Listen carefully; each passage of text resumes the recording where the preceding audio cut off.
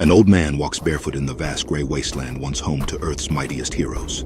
The end is nigh. I can feel the truth in my frail bones.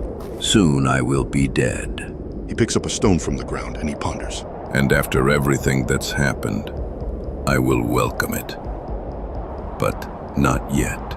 As we learn, the stone that the hermit has just picked is only the second one he's found in as many hours. And after a quick inspection, he casually drops it in his satchel. For a moment, he stops his trek as he continues to ponder and prepare. I'm close now. Time to pull out all the stops. Whether it is an exotic ritual or a morbid fascination, or both, the next thing we hear from the old man is his scream, as he uses his crooked, wrinkled fingers to gouge his own eye. Because, as he puts it, magic has a cost, and I'm broke. He places his tribute, his sacrifice, within the fabled mystic artifact known as the Eye of Agamotto. Finally, we understand the purpose of this otherwise inhumane display. Finally, I can see again. The Eye of Agamotto lights a path for the old man as he continues his journey. And if you were wondering who exactly this lone wanderer is, then allow the man to introduce himself. I'm Dr. Stephen Strange, the once and future Sorcerer Supreme, last defender of planet Earth. Well, almost the last. The master of the mystic arts knows his days are numbered. Still, he soldiers on with the light of Agamotto's eye, knowing full well that this is also the final time he'd be able to use the powerful artifact. There's no doubt about it. The odds are stacked against Old Man Strange. In spite of it, he has only one desire. I hope when I get to the center of this glassy wasteland that enough remains from the impact for me to finish my journey. As for what job it is, suffice it to say the former Sorcerer Supreme has taken it upon himself to put a permanent end to an adversary that has hounded him nearly all his life. Dormammu's spawn will smell the eye. They will come for me. I am counting on it.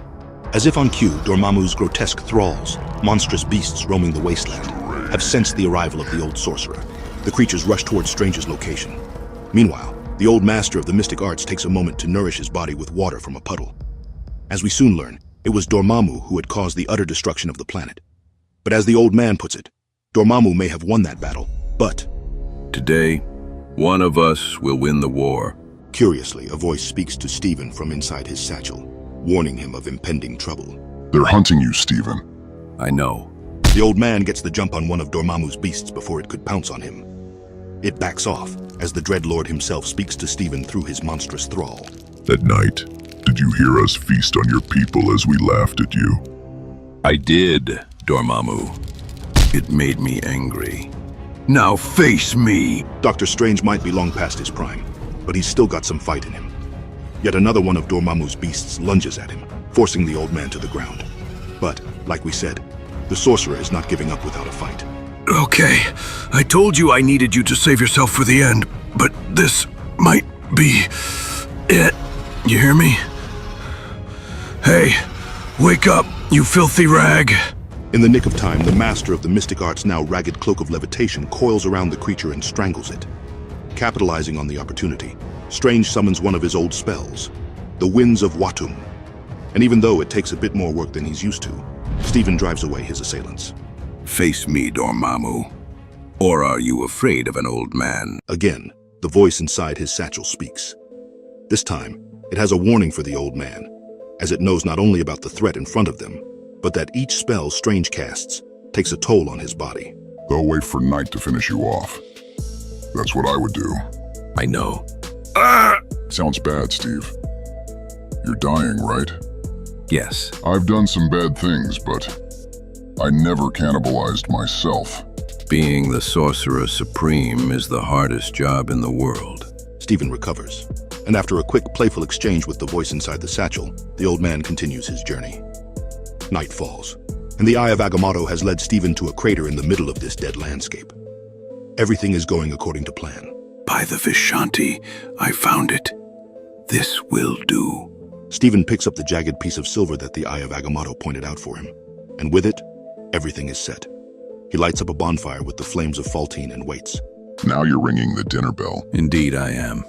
Just be ready to do your part when Dormammu arrives. The old man sleeps, and he dreams of times past, back when he and his beloved Clea ended their partnership as man and wife.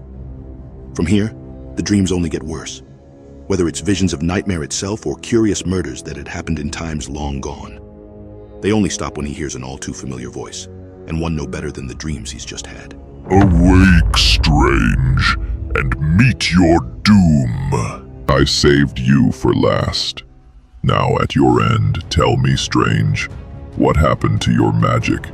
You were not so diminished when we last fought years ago. I spent my magic keeping a friend alive. It helped you not. The dread Dormammu snaps the only weapons that the Sorcerer Supreme has relied on throughout these years. His hands. The Dark Lord gloats, not knowing Stephen does not have to rely on his old mitts anymore. And just as Dormammu prepares to give his arch-nemesis the killing blow, Stephen musters all his strength to pull out his ace in the hole.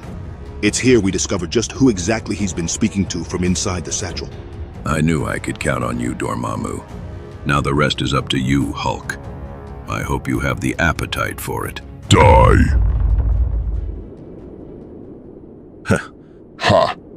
Now that was a meal. What have you done, Stephen? Only what I promised you long ago, that I would win. I magically altered the Hulk's diet. His strength isn't fueled by gamma rays anymore. Now he eats magic. The Dread Lord blasts the Sorcerer Supreme and the Jade Giant's living severed head with his dark magic, only to see the two still standing when the dust settles. Stephen then presents the Dread Lord the same jagged piece of metal the Eye of Agamotto led him to earlier. As the Sorcerer Supreme puts it, And this is no ordinary bit of metal. This is what remains of the Silver Surfer's board. I knew I could ride a big enough wave if I had enough energy. suffice it to say, Strange has yet again checked the Dread Lord Dormammu. With everything in place, he gives his green-skinned friend the final order. Now, Hulk, go boom. So long, Steve. The Hulk's head erupts in a green explosion that engulfs everything around him. Curse you, Strange. Curse you to hell. A mushroom cloud reaching Earth's orbit punctuates the spectacle. Meanwhile, Stephen knows this is it. So he uses the Silver Surfer's board fragment to allow his soul to travel through the Eye of Agamotto and the vast pipeline of space and time just as his body is engulfed by the massive explosion. If this is my final death, then it shall be a worthy one. If I can succeed in warning the Defenders to change course, then Dormammu's reign on Earth will never happen. A second, or perhaps an eternity later, and Stephen's soul is back in the present. Life is movement, action, change, and never-ending opportunities. I'm home. Now my friends have one last chance to defend this world. And as our story comes to a close, we're left with one last message, that this is never the end. That's it for this video, guys. What did you think about this alternate future for the Marvel Universe? Drop a comment and let's talk about it. As always, please don't forget to give us a like, share, and subscribe to our channel with all your notifications on for more. Feel free to check out the next video while you're at it too. We're sure you'll love it. We'll see you next time. Take care.